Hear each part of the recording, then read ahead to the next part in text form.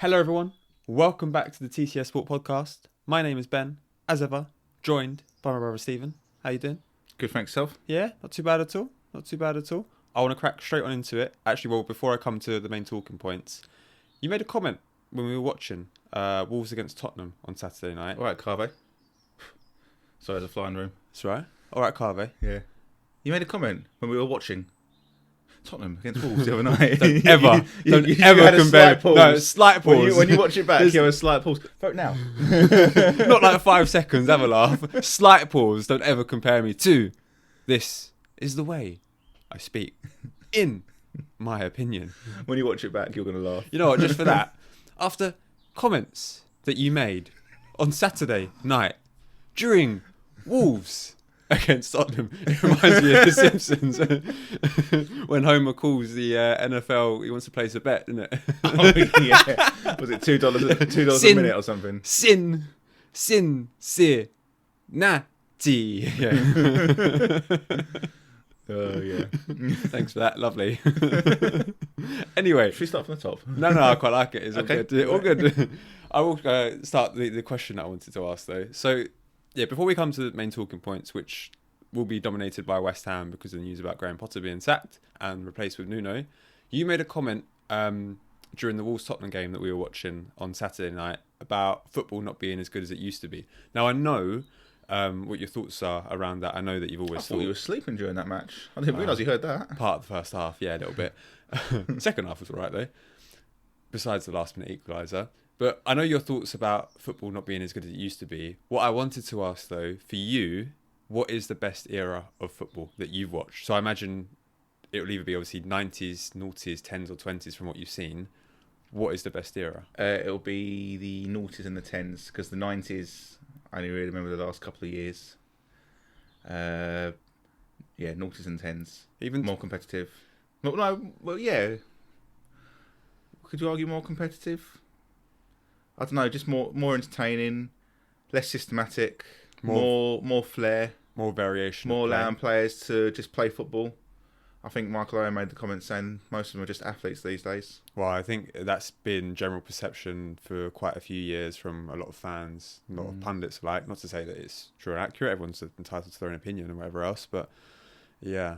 What about the late 90s? Because I know you said that you couldn't comment on the whole of the 90s in general. Well, yeah, that's what I mean about the late 90s. Yeah, that was good. Yeah. You said to me before, though, as well, that there was a period in football that you fell out of love with the game or didn't watch as much. That was Arsenal, but even then, I think Chelsea and Man United still played really decent stuff. And even Arsenal played some decent stuff. We just weren't as good, competitive. Yeah. And yeah, we were good. We were attractive to watch, but we just weren't competing the way that we were. Yeah, competing the way that we were. We used to get bullied by teams, basically, is the way it was, especially the teams that were going for the title and the biggest competitions. Fair enough. It's interesting. I thought I'd ask because I'm surprised you put 10s. I thought noughties would be clear out in front, but even like the likes of the 10s, like you had some Chelsea teams. I want to say under Carlo Ancelotti, didn't you? They won the league under him 09-10. Yeah. And but even with the likes of Hazard that came later on. Yeah, City under Pellegrini played some nice stuff. When Pep first came in, they played some decent stuff, and now it just seems too systematic. Tottenham under Poch. Yeah, Tottenham under Pochettino played some lovely stuff. But I think as well, kind of what you said also about the variation. A lot of teams played a lot. A lot of teams had different tactics. It wasn't that everyone wanted to play the same way to get my point out. Yeah. Well, now you get teams like Southampton that come up and go, "Oh, we're going to play out from the back and we're going to die on that sword," and they died. Yeah, struggling in the Championship so far this season. Okay, let's come to West Ham because that is the main talking point with Graham Potter being relieved of his duties. Oh no, we're coming to it after all the abuse that you got because I'll cover some of that too. First things first, though. I mean, last time that we recorded, you said Graham Potter deserved more time. So do you still stand by that opinion? Were they right to let him go, in your opinion? I don't think so, but they're going to get in Nuno and hopefully he'll stop them from getting relegated, if you're a West Ham fan.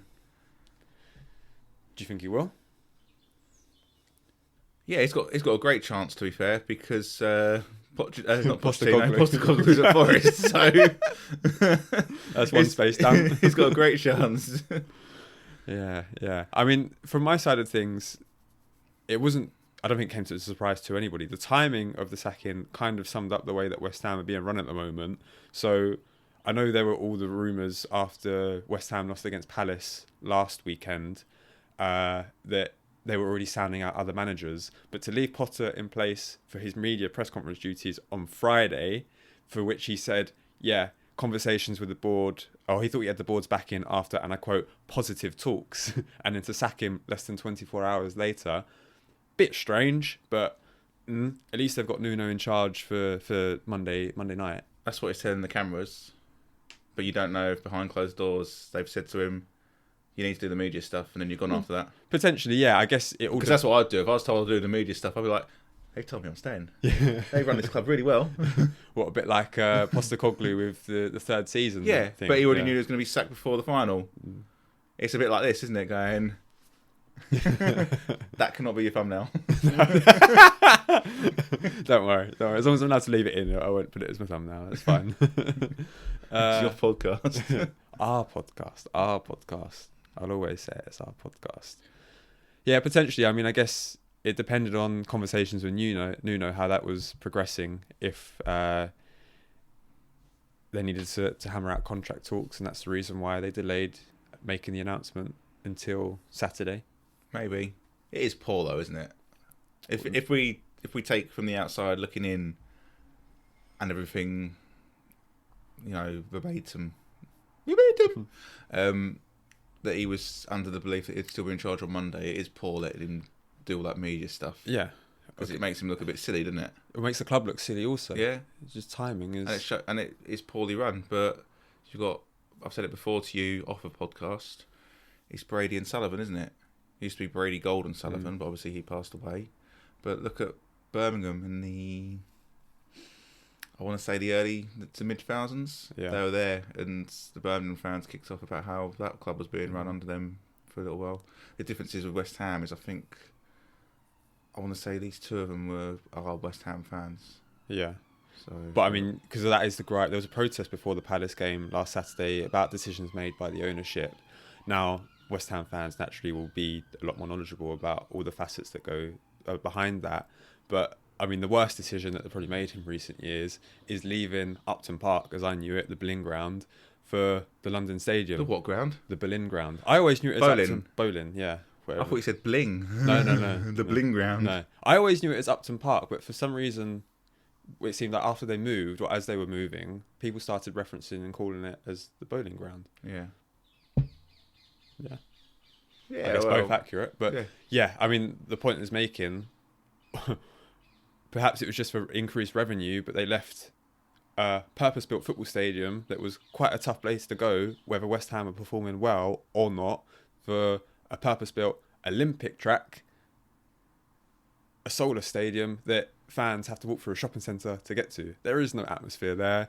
West Ham fans, I think Paul Merson made quite a funny comment yesterday when Chelsea conceded a third goal on Gillette Soccer Saturday. He said Stamford Bridge was starting to look like the London Stadium because all the fans were leaving. So, yeah. Oh dear. It sums it up.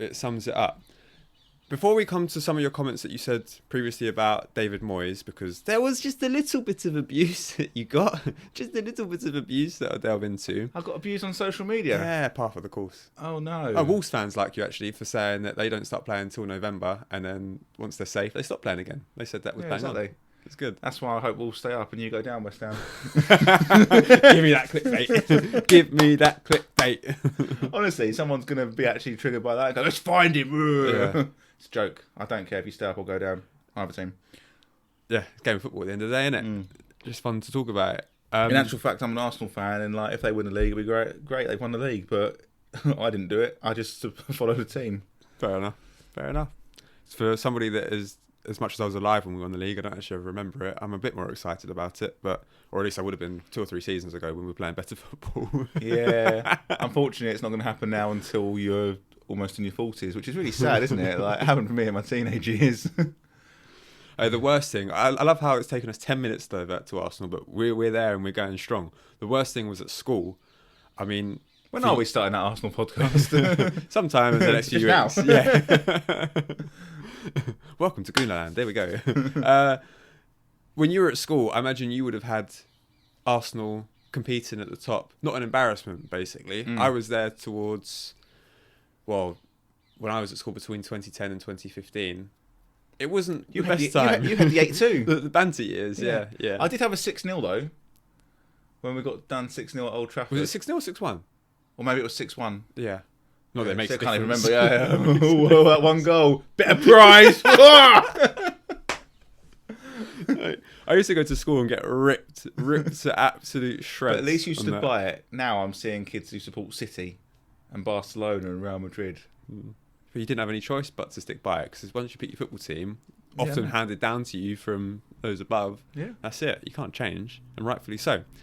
Anyway, before we come to some of your comments previously on David Moyes, I did actually just want to ask, what do you think happens to Graham Potter now? Or where does he go next? Does he get another Premier League job? I don't think so. I think we might have discussed it at the time. I think the worst thing he did was go to Chelsea for his career. Yeah. I still don't understand that move at all. Or I know it's ambition and you want to do well, but Chelsea, the way they've been with their managers historically, and that Brighton, I know there was a few grumblings because their form was, it's more of a trait of Brighton, isn't it? Where they go 6-7 games. Sometimes maybe good, sometimes maybe... exactly. Yeah. But Zubimendi had that, and Hurtsl's had that as well. Deserving. Zubimendi plays centre midfield for Arsenal. Zubimendi, deserving. Yes, I know. See? I've just pulled a Gennaro there, and I... West Ham fans like, no, you're always shy. Oh, funny. You're still watching it though, aren't you? Minute 9, slated West Ham. Minute 10, said Paolo Di Canio was bang average. Everyone would be fuming, absolutely fuming. All they have to do is bring up his goal against Wimbledon. That was it. Oh, it was quality, yeah. Mustard. Your best player was Ian Wright. How to trigger West Ham fans 101. Maybe that should be a new podcast too. Yeah. Do you not think though? I understand the argument, but his Potter's stock with Brighton at that time was really high. Was he not ready to go to a so-called bigger club? I get the point about Chelsea being run the way they were run at that moment in time. Not long after, I think he replaced Tuchel, didn't he, Potter? Yeah. So not long after Clearlake had come in, but his stock was high. Therefore, I don't know. It was an opportunity to go and experience Champions League football, better things. Yeah, and you want to challenge and test yourself, but I just wouldn't have done it at Chelsea personally, because they don't give you much time. I mean, there's rumours about Maresca, hasn't there? Yeah, which we'll come to in a little. I mean, if they lose at Liverpool a weekend, because they've lost 2 on the row at the time of recording, our Chelsea fans are going to be like, get him out as well. I think some Chelsea fans, I get it's social media, take everything on social media with a significant pinch of salt, but... Well, as you know, I've come off it for a little while. Rightfully so. I'm going to come off it as well. I still post bits and pieces, or still post every day, but I can schedule it on my laptop. I hate just scrolling every day. As you said, brain rot. Yeah. Brain rot. Yeah. Okay, so I want to ask you, after you went on your little tirade, whatever the word is, against David Moyes, West Ham fans for wanting David Moyes out last week. Not all West Ham fans, but a significant chunk of the fan base. A lot of the comments in response to that was West Ham had only won 3 games in 7 months, is what people are saying. I had a bit of digging. His last season in charge, so the 2023-24 season, the second half of the season, in 19 Premier League games, he only won 4 games, four games in the Premier League in that time. So that's relegation form. They were comfortably safe at that point. They finished on 60 points, 9th in the Premier League table. But again, so did the Wolves then? Stopped playing once they were safe. Yeah. But the second gripe that a lot of West Ham fans had with Moyes at the time was the style of play. Now, I asked this because your comments on Arteta recently, you want Mikel Arteta out because you think that with the players that he has at his disposal, he should be doing better. He should be playing more attractive football. can the same not be said for West Ham fans when it came to David Moyes? So with David Moyes, though, he was in the last year of his contract, wasn't he? And the players knew that. And the players knew that the board weren't going to renew his contract. So they got safe, in my opinion, and stopped playing for him. Did the players know that specifically, though? Because there were still rumours and debates that he was going to extend. It just felt like because the West Ham fans, or a significant chunk of the West Ham fan base, wanted him gone, that kind of made up the board's mind for them. They'd have known. They all talk. They'd have known. Right. They're adults, aren't they? They talk. They want to know what's going on. Their agents try and do some digging. They'd have known. Fair enough. So I stand by what I said. You get what you deserve. You might you might not get relegated now, thanks to Forest. Well, and Nuno, because Nuno's a decent appointment. Although of the three that they were, but he will need to be given time to put his mark on it. Just like with Postecoglou, he will need time. He'll also need Wood to hit the target from 3 yards out. No apologies here. No apologies ever for Chris Wood. No, it's his job. And that will come back. I mean, but the guy has the audacity to slate his teammates. I'll never forget that post-match after Luton when they drew 2-2. They were 2-0 up and they drew 2-2 at the City ground. But he should have been scoring some chances to get a hat trick, shouldn't he? I know he scored 2 goals, but it's like, I've done my job, scored 2 goals. Oh, it's awful. If I was his teammates there, I'd be like, "You all right, Chris? Gonna go to the training ground after this. Your work's not done for today, is it? I'll ping in some balls. We'll have no defenders, and we'll see if you can score from 2 yards out." Practicing heading from 6 yards out.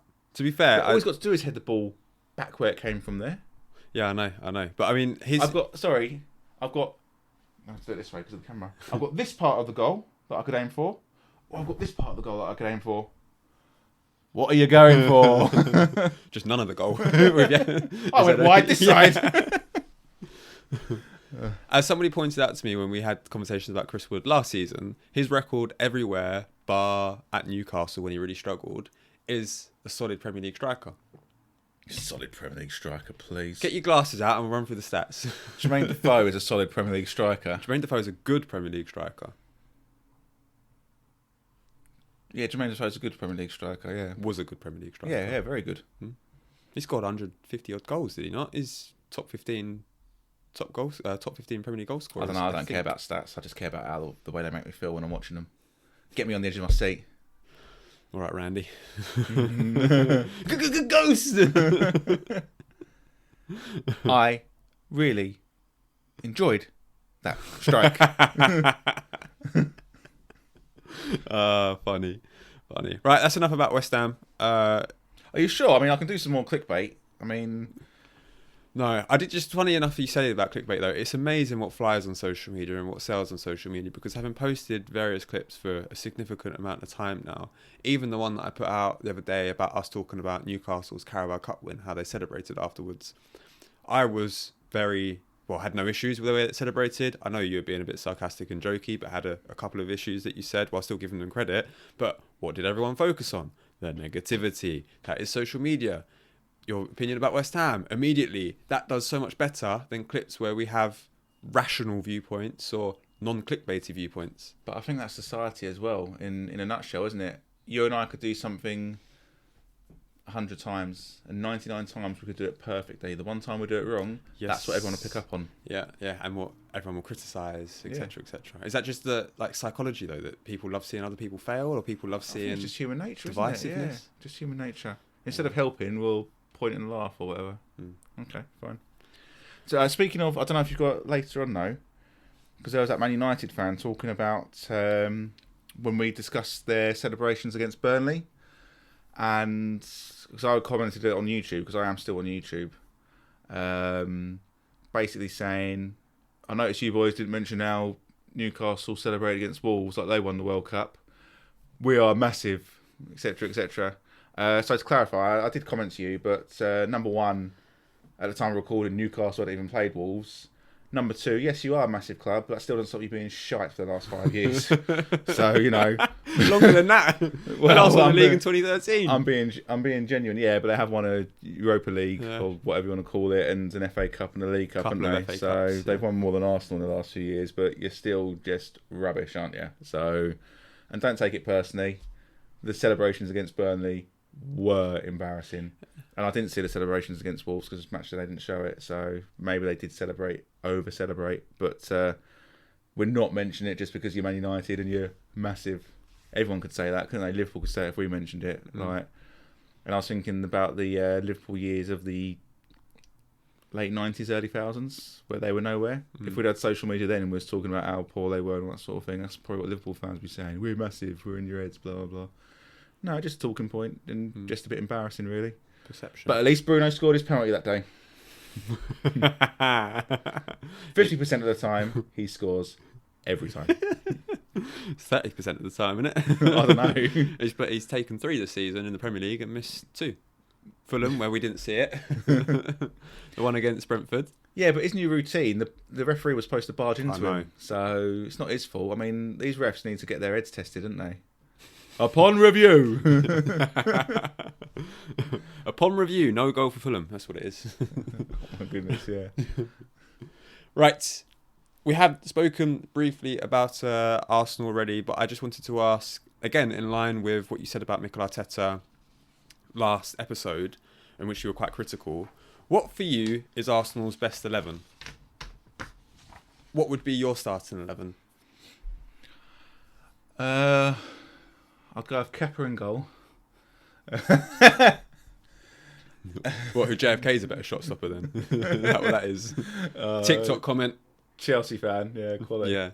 I mean, back 4 and goalkeeper is pretty clear cut. No, is it Raya, Timber, Saliba, Gabriel, Calafiori? I don't think anyone's moaning with Mikel Arteta's choices there. And I like Maskinada as well. Scarer.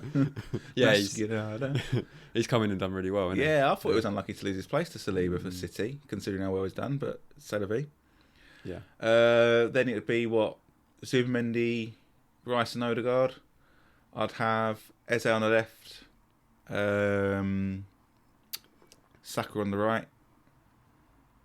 Are we talking about if they're on form? If they're all fit, all on top form, how we know they can play? Yeah, go on. That's a fair. Yeah. Saka on the right, and then Martinelli through the middle. Not Gyökeres. I don't know much about Gyökeres' form, so I've not seen the best of him. I'm being a little bit disingenuous. It probably would be Gyökeres, but it's funny because when Martinelli scored that goal last week, I was discussing it with an Arsenal fan at work, and they said, "Yeah, but you notice where the goal came from Martinelli?" It was like through the middle. He can't play wide. He doesn't know what to do with the ball. He needs to be through the middle and running onto it. I was like, that's a fair point. Yeah, well, the point, maybe not so much through the middle and running onto it, but he needs to be running onto it, because when we've been to see Arsenal games previously and we've sat up a tier, as much as teams have sat deeply against us, there used to be times where he would peel from wide left, make the run in between the fullback and the centre half. But do you think he'd ever get the ball? No. In the 2022-23 season, he would, because we were braver in the way that we tried to play the ball. We didn't mind giving the ball away if it meant taking a risk to try and put somebody through on goal. Look at his goal at Old Trafford, the one that's disallowed in the game we always talk about. Just a ball through that he ran onto and then finished. He can't be dribbling with the ball. It's what we call in the business a head down Humphreys. Hello, Steve. I know from times I played him against at goals as well. So. Yes, accurate.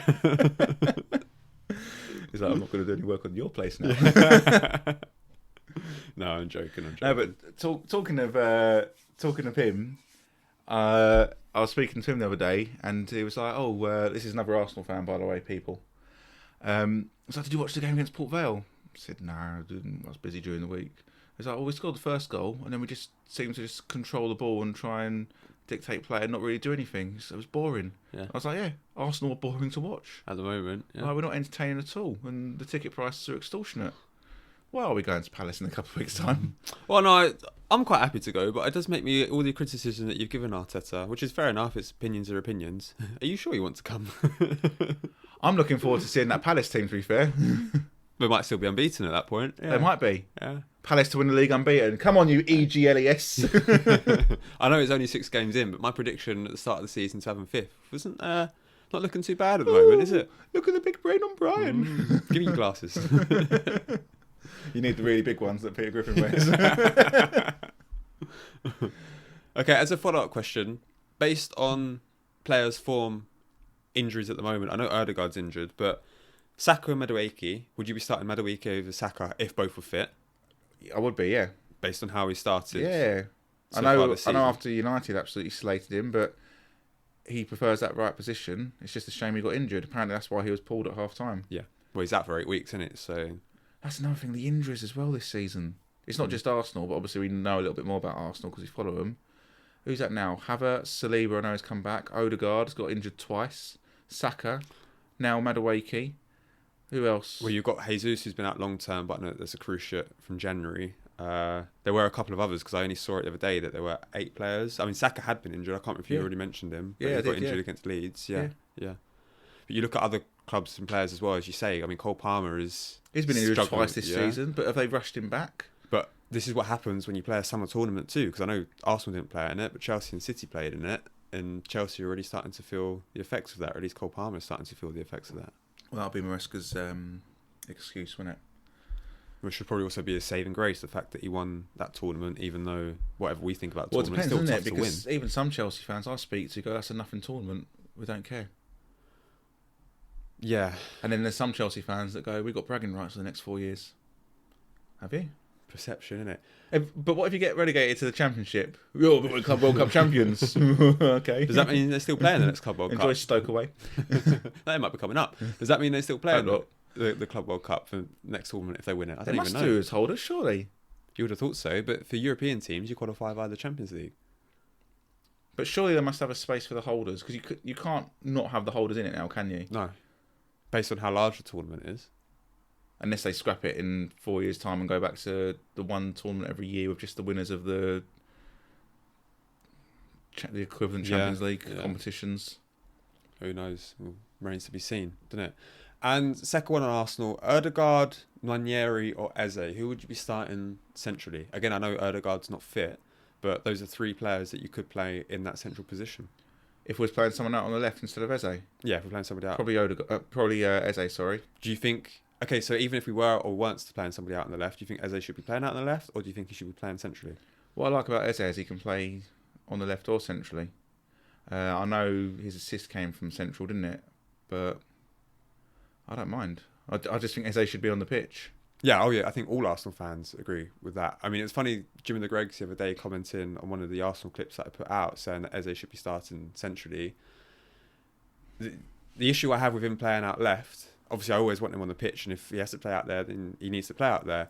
But because of the way that we set up with fullbacks, the fullbacks drift inside and then play centrally. So if he starts out on the left and also wants to drift in, we've barely got any width. You need an old-fashioned left-back, a Kieran Tierney, who would be able to overlap and bow on and keep the width that would allow Eze to drift inside. But, yeah, who knows? Who knows? They just need to be more entertaining and more progressive, don't they? That's what I like about Liverpool. You score 4, we score 5. And take risks. But not yesterday. Isn't it funny how Arne Slot was crying afterwards? It's like, they've got extra time there. You've had extra time, like... Yeah, but to his credit, in his press conference, he said that Palace really deserved to win based on their first half performance alone. They did as well, though. So I was bound to come back and bite Liverpool at one point, based on all the late goals that they've scored so far this season. Yeah, they have been relying on late goals, but still. Yeah. And it was Eddie Nketiah, so maybe Arteta should stay because he's playing 4D chess. Yeah. Just so Man City can win the league this season. Yeah. It was funny because after Nketiah scored, Paddy Power put out a tweet to say Arsene Wenger gave Eddie Nketiah his debut against Norwich in 2017 in the League Cup just so he'd come on and score against Liverpool in 2025. He's done it again. Yes. Whatever you say. I do quite like those, to be fair. It's funny. They are good. And old Welle doing the business for Brighton at Chelsea. Yeah, I know. What a header that first goal was. I think Sanchez gave up the ghost, though, for his second goal and cost me 2 points. Thank you. You and James were all right. I didn't realise how close James was to me. Yeah, there's only 2 points behind because he had a really strong weekend last weekend. I know, but I'm never used to being in that position anyway, so I'm just like, oh, well. Nosebleed. Exactly. And here's how Steve viewed this weekend's football. It would still be my favourite clip of all time. Oh, yeah, quality. I was going to save Chelsea for later, but I mean, we touched on them briefly. Do you think, speaking as a non-Chelsea fan, not that it really matters, but Maresca is under pressure or should be under pressure? Should he be under pressure? No, not really. Like, you lose 2 games in a row. That's Premier League football sometimes. Is he under pressure? It's Chelsea. I mean, it was interesting, wasn't it, really? Because watching that game yesterday, Todd Bowley was there, wasn't he? Looking at the team in yellow going, they're pretty sharp. I wonder if we can buy them and rename them Chelsea. Genuinely. But, like, how many, they had what? Was it 4 starting yesterday who used to be at Brighton? Casado, Sanchez, Cucurella, João Pedro. Yes. Yeah. Buonanotte might have been on the bench as well. Oh, no, he wouldn't have been because he's on loan, so he would have been... Okay. Wouldn't have been able to play. Yeah. They loaned him in. Okay. Yeah. Well, they said on Match of the Day beforehand, didn't they, that over the last few years, 15 playing staff and non-playing staff have made their way from Brighton to Chelsea at a cost of around £300 million. I know. Brighton love Chelsea. Yeah, it's mental, isn't it? The point about Maresca, though, as much as he did well last season he did everything kind of that was expected of him. So won the Europa Conference League, which with the size of squad and money that went into that squad, should have been winning that. Club World Cup was a big win. What are you going to say? Sorry, I didn't want to no, stop go on. Yeah, there was an interesting comment, though, about how that was a competition made for teams that don't have much money to get an opportunity to play in Europe and win something. Won by a team that spent $1 billion. I know, defeats the whole purpose of... I know, so that's why I was laughing. But yeah, he did do everything in front of him. Yeah. And finishing in the Champions League, like you said. Exactly, finishing in the Champions League. Nobody really expected... I didn't expect Chelsea to win the Club World Cup, whatever you think about the merits of that tournament. I know they got a bit fortunate with the run to the final, but then to beat PSG the way they did in the final, fair play. However, there were issues last season with the style of play. I think still that has kind of persisted this season. And over the last 2 weeks, as we have said, negative substitutions in moments when, yes, they've been down to 10 men, but against United at Old Trafford, why, after taking off one of your wingers, do you take off your second winger? I get taking off one of them to put a goalkeeper on, because you kind of need a goalkeeper after Sanchez has been sent off, but leave Pedro Neto on the pitch because you need an outlet with pace, surely. Yeah. It just seemed panic mode, didn't it? Like 5 minutes in, they've gone down to 10 men and he's gone, all right, we're going to play for a draw, we'll play for a 0-0. Took off 2 attacking players, then Palmer had to come off because he got injured. Yeah. Which, I mean, you couldn't have foreseen that, I get. Or maybe you could have with how he started the season with a couple of injuries. He should know he's just come back from injury. Yeah. He didn't start him against West Ham, did he? Was that when he got injured in the warm-up? He got injured in the warm-up, and then he didn't start him in the next game. He came on against Brentford, didn't he, after the international break, I think. Yeah. Because he was managing him, and then he started him against Man United, because groin injuries, normally, they do take a bit of time. Well, any muscle injuries, isn't it? I mean, Maresca said that he doesn't need surgery, which, at the time when he got injured initially, is good, because it means he won't be out for months on end, but rushing him back. But having re-injured it, he's going to be, 20 minutes, half hour, probably for the next 4 or 5 matches? Mm-hmm. Obviously, it's good that you've got the international break coming up after the next game week for them. Yeah. Because it'll be another week off where he can just do fitness work or whatever. But with Liverpool, you want your best player fit, because he is by far he's the heartbeat of that team, isn't he? And he's just different salt. Even his finish against Brentford, which was just so calmly taken, wasn't it? Lovely. On the half volley almost, wasn't it? Yeah, because he could have lashed it, but no, he placed it. And the finish... Should have scored the second chance, though. Hit it straight at Kelleher. Yeah, true. But maybe he thought, he wears Carriers gloves, so he might let it in. Sometimes maybe good, sometimes maybe again. And the 2 goals, I know one was disallowed, but against Bayern Munich. The second one was really good, wasn't it? But it was just offside. Yeah.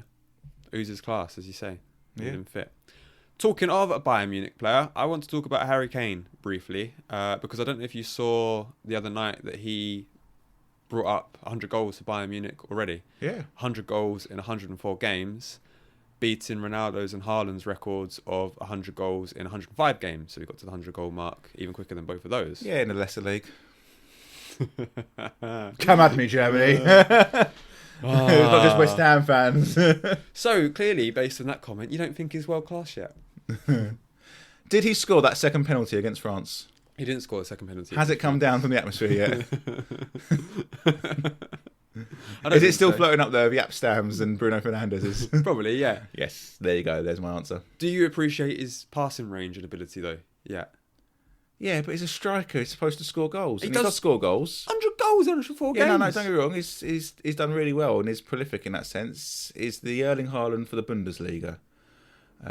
He brings more to the game than Haaland, though. I'm not discrediting Haaland at all, but Kane. The reason why Kane drops deep is because he can spread a ball which way in that on both feet. Yeah, that's great, but now he doesn't have any pace. He can spread that ball, but then he's supposed to get in the box for the... He still does sometimes, just about.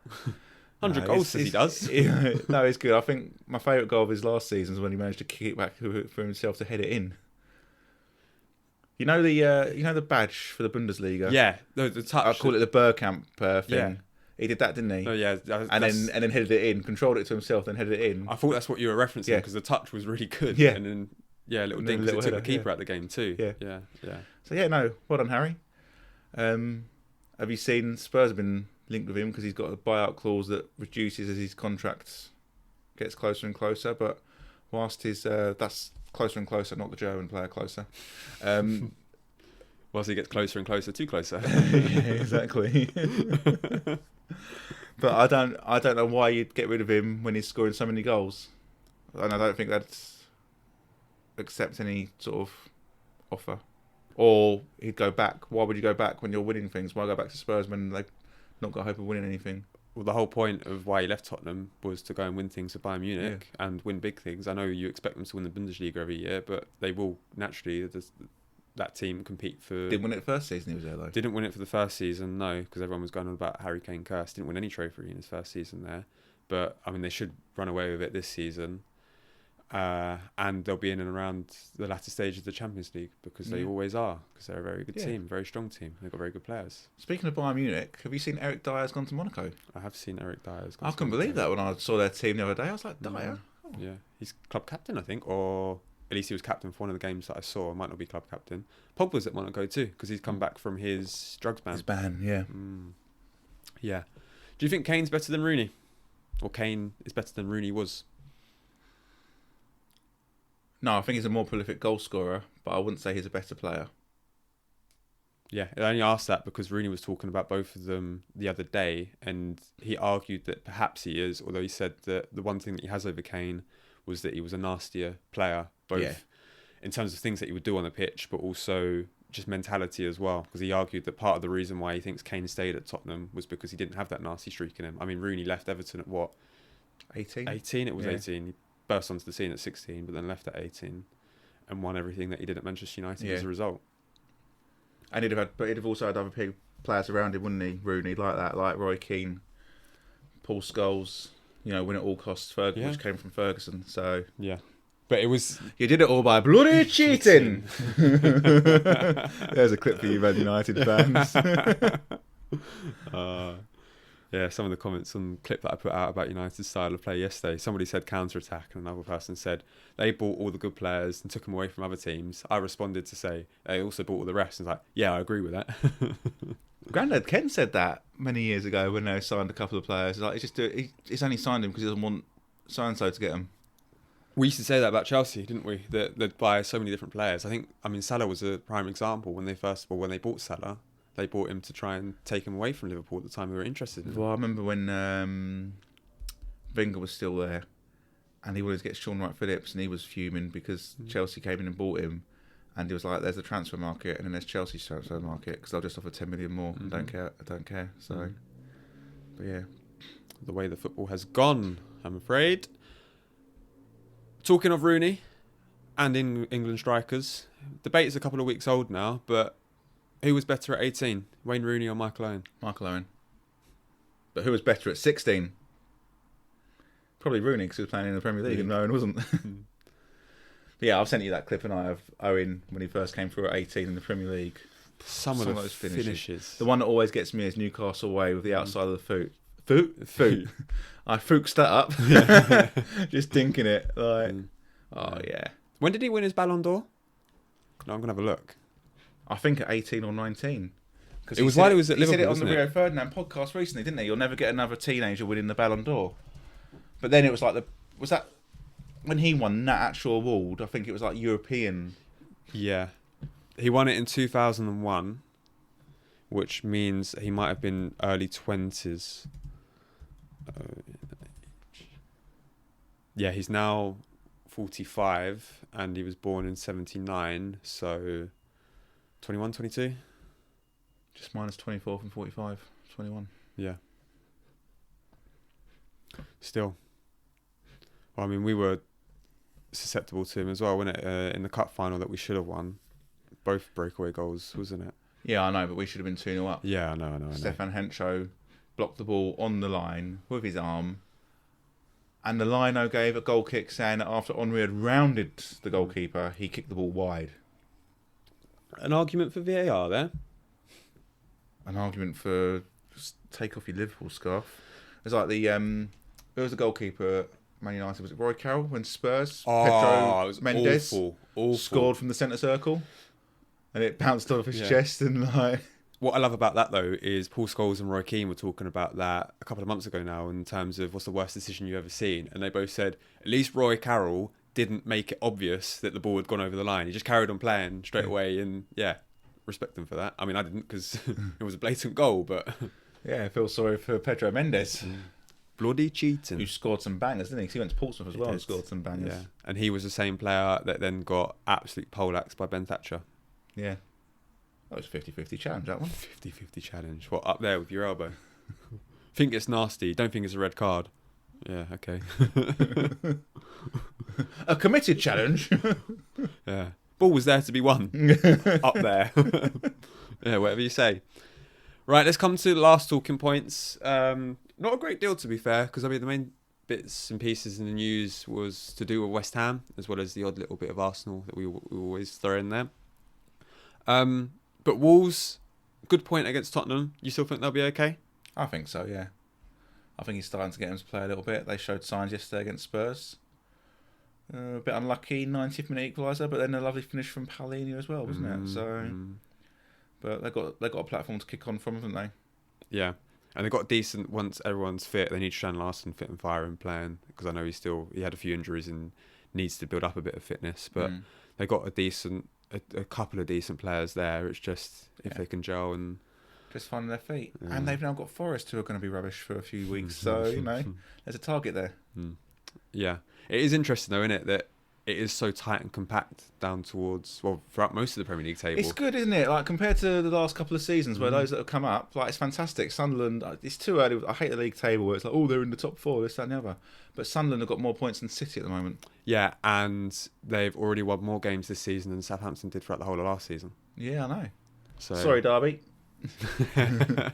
Your record's staying for another year. Unless Wolves struggle significantly, or Forest don't pick up a win under Postecoglou. Yeah. Now all hopes lie on Forest. But he is focusing on the Europa League again. He thought focusing on the Europa League and the League Cup was too much, which is why they threw a 2-goal lead away after the 90th minute. Yeah, and didn't even want to take it to penalties. Just thought, no, you know what? We won't focus on this. Too much risk. Yeah. Too much risk. So that man is my hero. He's consistent. Another one playing 4D chess. Consistent, yeah. Do you think Ruben Amorim needs to become more flexible in his approach? That's down to Ruben Amorim, isn't it? I've seen a lot of stuff. There's a lot of waffle, wasn't there, on TV about his system, and you can't play 3-4-3, and you can't do this, and you can't do that. Blah, blah. He can do what he wants. He's the Man United manager. Yeah. And fundamentally, so there are issues that I have with his system and that United fans have with his system. Bruno Fernandes is not a central midfielder because he can't pick up runners that go past him. He should not be playing there. He should be playing further forwards. He's creative, isn't he? Yeah, exactly. However, Harry Maguire... Not very good with a pen, though. Bruno Fernandes not very good with a pen. Harry Maguire should be on I'll take him off of penalties. Bruno Fernandes? I'll take him off now, yeah. Yeah, well, he's missed... Because that pen against Brentford yesterday, I mean, the keeper made a decent save... But the pace on it wasn't right in the bottom corner either. It was poor. He was waiting for Kelleher to move, but Kelleher's a decent goalkeeper when it comes to saving penalties. To be sure. He saved it. Made up for his earlier error. Yeah, but... So there are gripes that can be had with Amorim's system. However, Harry Maguire trying to play offside or struggling to play offside, I know he was last man, I know it was high. If he just stands on the halfway line, Igor Thiago runs offside. That's not down to Amorim, surely. I mean, maybe it's down to Amorim picking him as the central centre half. Hey, you leave Harry alone. I can't believe he subbed him off, because normally he gets up there and he gets the equaliser in the 90th minute. Yeah, but he always changes his centre half mid-game. I know. Strange. Yeah, there's been a lot of talk about that and a lot of noise, and it's because Man United are massive. And they said, well, but... Hated, adored, never ignored. You'll get clicks and all that sort of thing, won't you? You get shares, you'll get comments. So obviously they're talking about him all the time, and it is funny though when you see like journalists and pundits alike sort of saying, "Oh well, he doesn't have much time. He's under a load of pressure. Is this? Is that? Blah blah blah." And it's like, especially the sports journalists, you're paid to write about what you see. It's fine. You can have an opinion, like we have an opinion, but that's all it is. Like if you think you can do better, go and do it then. Same with the pundits, isn't it? If you think you can do better, go and do it. And some of them have tried, Gary Neville, and have not done it very well at all. You say that, though. Although he's got a better record than Amarin, hasn't he? So maybe he should go for the United job. I don't know. But, no, I think keep him there for as long as possible. Everyone's going on about that strike as well, like that went down the middle of the goal. Like, oh, what a superb strike. If bad in the air, just stand still. He saves it. He saves it, surely. Yeah. Well, when are we going to see the new goalkeeper that they signed? Sene Lamens. I think they're going to want to swap him with Onana. Based on Onana's form out in Turkey, Yeah. Yeah. I know we've already spoken about Chelsea, but last question on them that I wanted to ask, I didn't ask it earlier. Where do you think they finish this season? Have you still got them finishing top 4, which you did at the start of the year? Anything really changed significantly? Only Palace's form.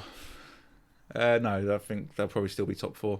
Right, last of all, to wrap up, who, in your opinion, has been the most impressive side to start the season so far? The most impressive side? Can I look at the league table? Of course you can look at the league table. I've written down shout-outs to Sunderland, Palace, Bournemouth and Leeds, because as much as Leeds probably haven't been as impressive as those 3, they're doing okay so far. Would have been even better if they'd held on to the win against Bournemouth, but not too bad. So when you first said that question, the first thought came to mind was Sunderland, because I don't think anyone would have expected them to. They've won 3 so far, which is pretty decent. Then it would have been Bournemouth. The other one was Palace as well, though. 3 wins, I know. 3 draws. Only undefeated team left in the league. And undefeated back into last season. I think it's 16 games now at the time of recording. I know you're saying Leeds. I think Fulham, because they weren't happy with their transfer business, or didn't have much transfer business, and haven't done too badly. No, they are 10th to be fair, yeah. Even though I know they lost today. And I think, to be fair, the other one you need to give a massive shout out to is Man United, because they haven't fallen down into the relegation zones. Which after finishing 15th, was it last time out? And Spurs, they're nowhere near the relegation either. So, give Spurs a shout out as well.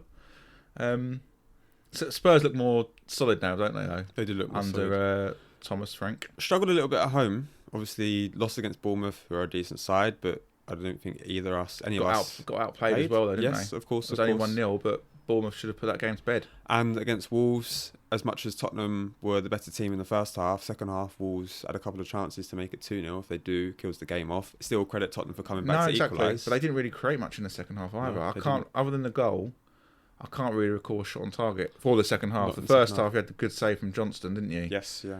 But early days, though, isn't it? It is early days. It's still only 6 games in, and again, like with the talking about like Maresca, is he under pressure? All right, he's lost 2 in a row, but look at the circumstances. It was away at Man United. They went down to 10 men within 5 minutes, lost their goalkeeper, and then when they lost to Brighton, they were 1-0 up, but went down to 10 men. So margins, isn't it? Do people look at circumstances though? Because as we've already discussed, they just look at the data, losses. Well, simplification of data in that sense, but yeah. He needs to go. His expected goals is only 0.75. Get your glasses out when you say such comments. Oh, he is actually going to get his glasses out.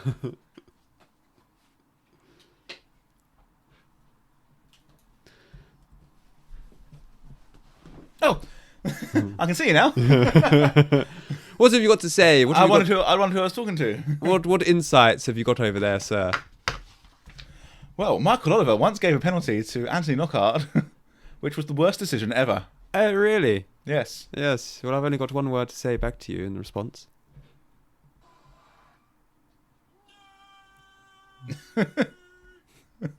Can you put that on your podcast? Yeah, I guess I can. Who knows? And thank you for joining us for the last ever TCF Sport Podcast. Oh, one before 100. Oh, no. Ben will get sued and he has no money. Because it's Ben's podcast. You remember that. And on that note, thank you very much for joining Ben's podcast, watching, listening, viewing. Do the usuals. Subscribe, like, comment, engage with the clips on social media. Abuse me. Abuse Steve. Yeah, I always enjoy seeing that abuse. Not that I ever respond to it, but... And I don't see it, so I don't care. Do you know where you are this week? No. What have we been doing? Just passing the time. Nice little leisurely conversation. Yeah. And on that note, thank you very much for joining me. And it's goodbye from me. And it's goodbye from me. See you on the next one.